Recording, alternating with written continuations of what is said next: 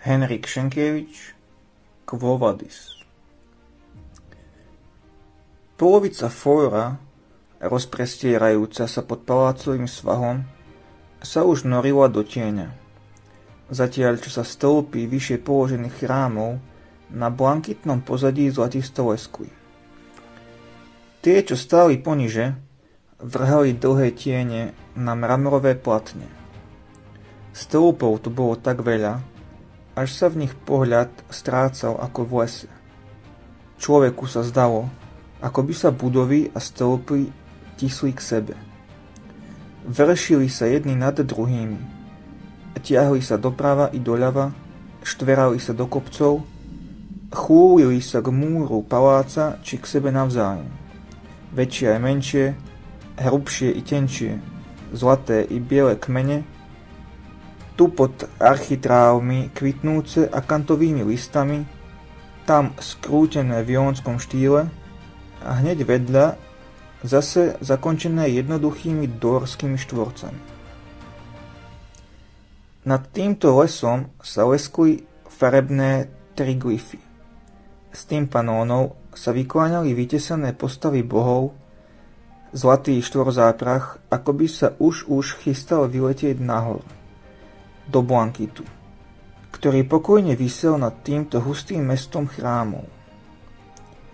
Stredom námestia i po jeho krajoch tiekla ľudská rieka. Lúčiky sa prechádzali pod oblúkmi baziliky Júlia Cézara, ďalšie sedeli na schodoch Kastora a Poluxa a okolo Vestínho chrámu. A na mramorovom pozadí sa vynímali ako roje pestrofarebných motýľov alebo chrobákov. Zhora, po ohromných schodoch vedúcich k chrámu zasvetenému Jovi Optimo Maximo, sa valili ďalšie vlny. Pri roztrách počúvali náhodných rečníkov, ozývali sa výkriky obchodníkov predávajúcich ovocie, víno alebo vodu zmiešanú s figovou šťavou, podvodníkov ospevujúcich zázračné lieky, vešcov, hľadačov pokladov, vykladačov snov. Niekedy sa do hlasných rozhovorov primiešali zvuky sistra, egyptskej sambuky či gréckych flaut. A sem tam sa tam objavili chorí, zbožní či sklesnutí ľudia, ktorí niesli obety do chrámov. Na kamenné dlaždice sa uprostred davov zlietali krdle holubov, dychtiace po obetnom zrne. Pripomínali pohyblivé, pestré i tmavé škvrny. Hlasno trepotajúc krídlami sa vzniesli do vzduchu a znova klesali na miesta, ktoré ľudia celkom nezaplnili. Z času na čas sa dav rozostúpil pred lektikami. Bolo v nich vidieť krásne ženské tváre, či hlavy senátorov a rytierov s meravými čertami, ktorí vyzerali, ako by ich už život unavoval. Mnohojazyčný dáv opakoval nahlas ich mená a pridával k ním prezývky, či už pochvalné alebo hanlivé. Medzi chaotickými skupinkami sa sem tam presne odmeranými krokmi predierali oddiely vojakov alebo vigilov, ktorí bdeli nad poriadkom v uliciach. Navôkol sa v rovnakej miere ozývala gréčtina i latinčina.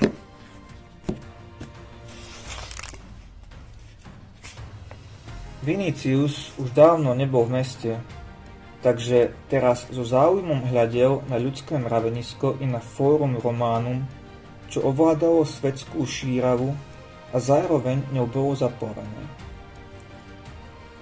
Petronius videl, na čo jeho druh myslí, a nazval ho kvirickým hniezdom bez kviritov.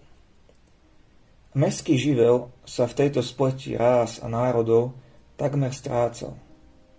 Boli tu Etiópčania, obrovskí svetlovasi ľudia z ďalekého severu, Británi, Galovia, Germáni, ľudia od Eufratu i od Indu, s tehločervenými bradami, Sýrčania od brehov rieky Orontes s čiernymi láskavými očami, Obyvatelia arabských púští, vychudnutí na kosť, Židia s prepadnutými hrudníkmi, Egypťania, ktorí sa neprestávali ľahostajne usmievať, Numídčania a Afrovia, Gréci z Helady, čo vládli nad mestom rovnako ako Rímania, no vládli nad ním vedou, umením, dôvtipom a prešibanosťou.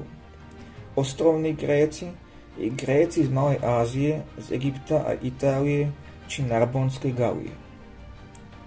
V húfe otrokov s prepichnutými ušami nechýbali ani slobodní zaháľači, ktorých Cézar zabával, živil, ba aj odieval, či slobodní cudzinci, ktorých do rozľahlého mesta prilákala vidina jednoduchého života a fortúny.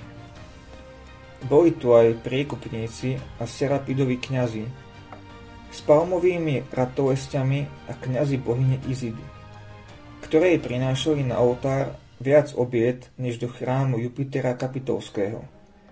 Kňazi bohyne Kybelé so zlatými rýžovými kvasmi v rukách, či kňazi putovných božstiev a tanečnice z východu s ligotavými mitrami, obchodníci s amuletmi, zariekači hadov, chaldejskí mágovia a napokon ľudia, ktorí nemali žiadne zamestnanie, zaháľači, ktorí si týždeň čo týždeň prichádzali do zátiberských sípok po obilie, bili sa o lístky z lotérie v cirkusoch, trávili noci za riekou v domoch, čo sa neustále rozpadali, a teplé slnečné dni zasa v kryptoportikoch, v špinavých suburských vývarovniach, na Milovískom moste či pred inzulami zámožných rodín, kde im z času na čas hodili zvyšky zo stola otrokov.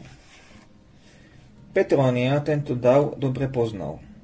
K Viníciovým ušiam sa neustále donášal. Hic est, to je on.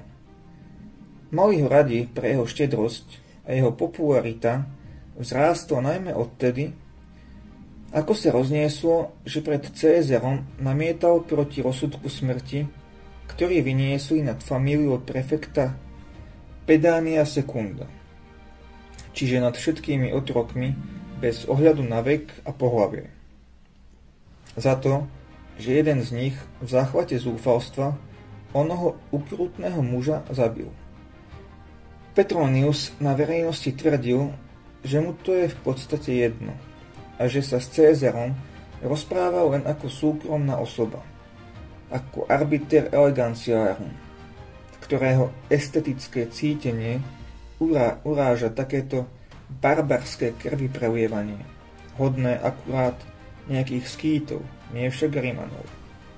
Ľud, ktorý sa pre toto krvi prelievanie vzbúril, Petrónia od tej chvíle miloval.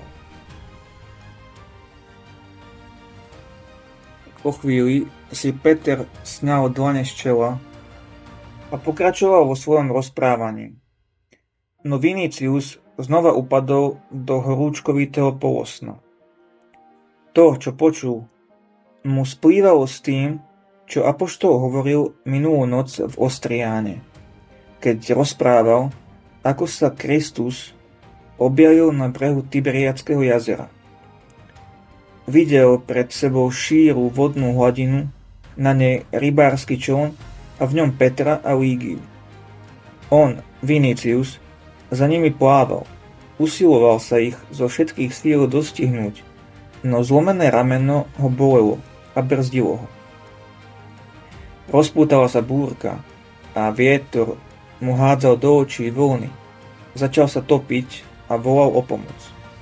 Lígia si pokľakla pred apoštola, on otočil loď a podal mu veslo. Chytil sa ho, vytiahol sa s ich pomocou do lode a zviezol sa na jej dno.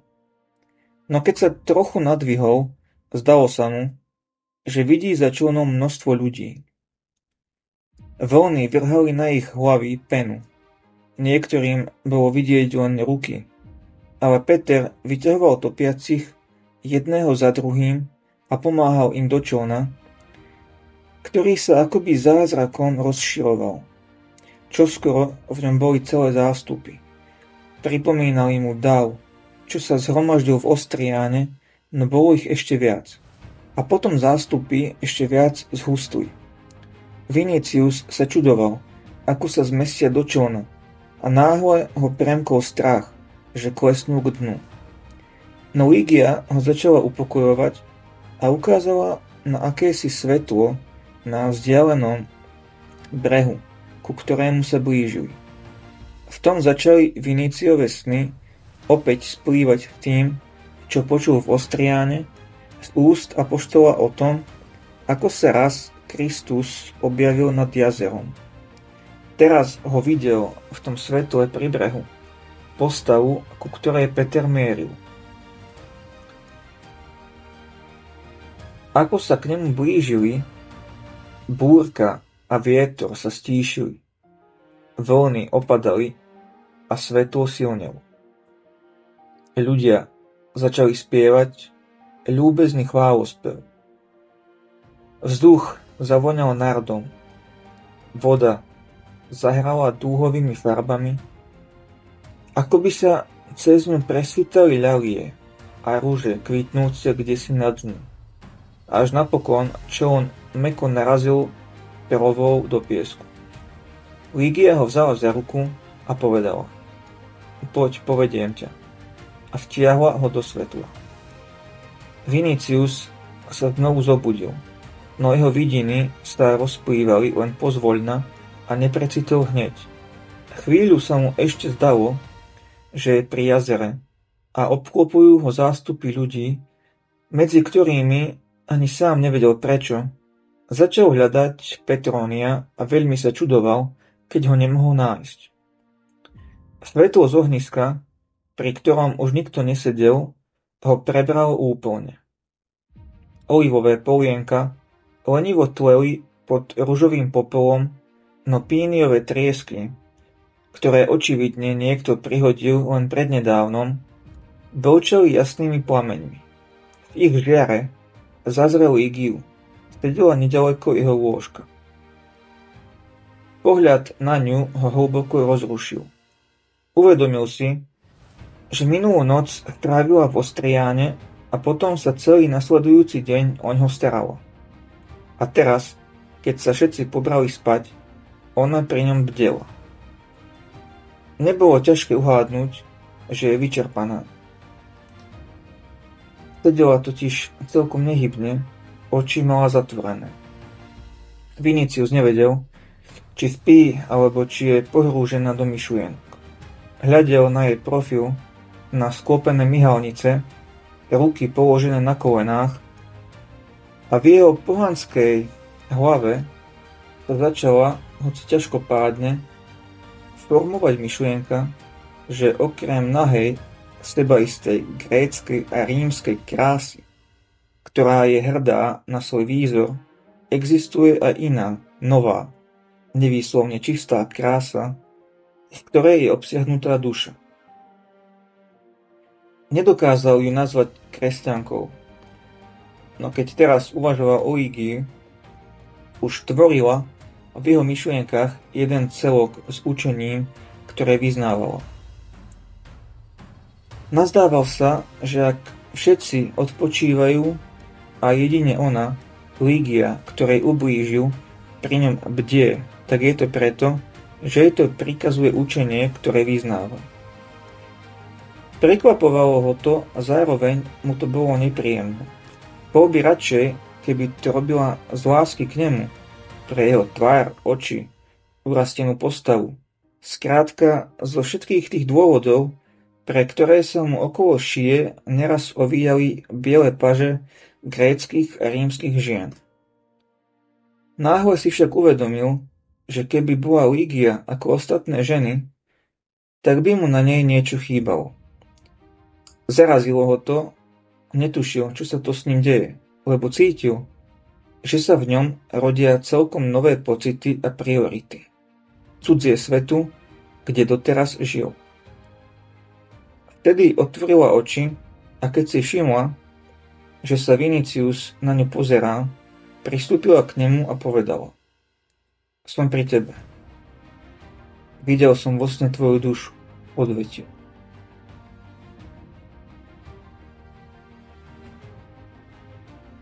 Mesto stále horelo. Circus Maximus sa zrútil a netrvalo dlho a uličky a ulice v štvrtiach, ktoré sa rozhoreli ako prvé, sa začali rozpadať na trosky. Vždy, keď sa zviezla k zemi nejaká budova, vyšľahli ohnivé stĺpy na okamžik vysoko nahor. Vietor zmenil smer a teraz vial prudko od mora. Niesol ohnivé vlny, uhlíky a žeravé kusy dreva až na Celius, Esquilín a Viminál. Už sa však začalo uvažovať o záchrane. Na príkaz Tigelina, ktorý 3. dňa dorazil z Antia, začali búrať domy na Esquilíne, aby oheň narazil na miesta, kde nebude mať čo horieť, a zhasol sám od seba. Bola to však márna snaha. Šlo len o záchranu toho, čo z mesta zostalo, lebo na hasenie toho, čo už horelo, sa nedalo ani len pomýšľať. Bolo sa treba zaoberať aj ďalším dôsledkom pohromy. Spolu s Rímom zmizlo aj nesmierne bohatstvo, majetky obyvateľov. Okolo múrov už teraz kočovali stovky tisícok žobrákov. Už na druhý deň začal na zástupy doliehať hlad, lebo zásoby potravín uskladené v meste zhoreli spolu s ním. Úrady boli nefunkčné a vo všeobecnom zmätku nikomu zatiaľ nezišlo na že je nutné doviesť nejaké nové. Až po Tigelinovom príchode vyslali do Ostie príslušné rozkazy, ale v tom čase už začali davy nadobúdať čoraz hrozivejšiu podobu. Dom, kde sa usídlil Tigelinus, obkľúčili húčiky žien a od rána do neskorej noci kričali: Chlieb a strechu nad hlavou. Nadarmo sa pretoriáni, ktorí dorazili z veľkého tábora medzi Via Salaria a Via Nomentana, usilovali udržať aký taký poriadok. Niekde sa im stavali celkom otvorene na odpor, inde bezbranné davy ukazovali na horiace mesto a kričali: Len nás zabite, aj tak už všetko zhorelo. Nadávali Cézarovi, Augustiánom, pretoriánskym vojakom a všeobecné pobúrenie bolo z hodiny na hodinu silnejšie. Tigelinus hľadel v noci na tisíce ohnízk rozložených okolo mesta a vravel si, že sú to ohniská nepriateľských táborov. Na jeho rozkaz priviezli okrem múky aj chlieb, koľko sa len dalo, nielen z Ostie, ale aj zo všetkých okolitých miest a dedín. No keď v noci prišli do Empória prvé vozy, ľud vyrazil hlavnú Aventínsku bránu a okamžite sa všetky zásoby rozchytali, pričom zavládol neuveriteľný chaos. V mesačnom svite sa ľudia bili o bochníky a mnoho ich skončilo na zemi, kde ich rozdúpali. Priestranstvo medzi sípkami až k Brusovmu a Germanikovmu pamätníku bolo akoby zapadnuté snehom, lebo ho zasypala múka z roztrhaných vriec. Ľudia sa bili dovtedy, kým vojaci neobsadili všetky budovy a nezačali davy zaháňať šípmi. Od nájazdov Galov na čele s Brenom nepostretla Rím podobná katastrofa. Zúfali ľudia oba požiare porovnávali, ale vtedy zostal ušetrený pri najmenšom Kapitol. Tentoraz však hrozivý ohnivý veniec obkľúčil aj ten. Mramoru sa síce plamene nechytali, ale v noci, keď vietor na chvíľu rozdúchal oheň, dovideli na rady stĺpov horného Jupiterovho chrámu rozpálené do ružova, ktoré vyzerali ako rozžveravené uhlíky. A navyše, za Brennových čias, tvorili obyvatelia Ríma disciplinovaný rovnorodý dav. Viseli na svojom meste a jeho oltároch. Teraz však táborili za hradbami horiaceho mesta rôznojazyčné hĺčiky ľudí, ktoré pozostávali väčšinou z otrokov a prepustencov. Boli rozbesnení a v prípade núdze pripravení obrátiť sa proti vláde a mestu.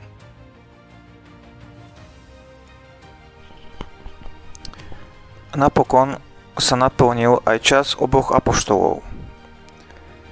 Ale Božiemu rybárovi bolo dopriaté, aby na záver svojej služby ulovil ešte aj vo väzení 2 duše. Vojaci Procesus a Martinianus, ktorí ho strážili v mamertínskom väzení, prijali z jeho rúk krst. Potom nadišla hodina jeho umúčenia. Nero v Ríme nebol. Rozsudok vyniesli Helius a Politetes, 2 prepustenci, ktorých Cézar počas svojej neprítomnosti poveril vládou nad Rímom. Starého apoštola najprv zbičovali a na ďalší deň ho vyviedli za mestské brány k Vatikánskemu pahorku, kde mal umrieť na kríži. Vojaci sa čudovali, aký dáv sa zhromaždil pred väzením, lebo podľa nich nebola smrť jednoduchého človeka a ešte k tomu cudzinca taká zaujímavá. Neuvedomili si však, že nešlo o hĺčiky zvedavcov, ale o vyznávačov, ktorí chceli odprevadiť veľkého apoštola na miesto, kde mal umrieť. Popoludní sa otvorili brány väzenia a vyšiel z nich Peter v sprievode prétoriánov. Slnko už pokleslo k hostí, bol tichý a príjemný deň.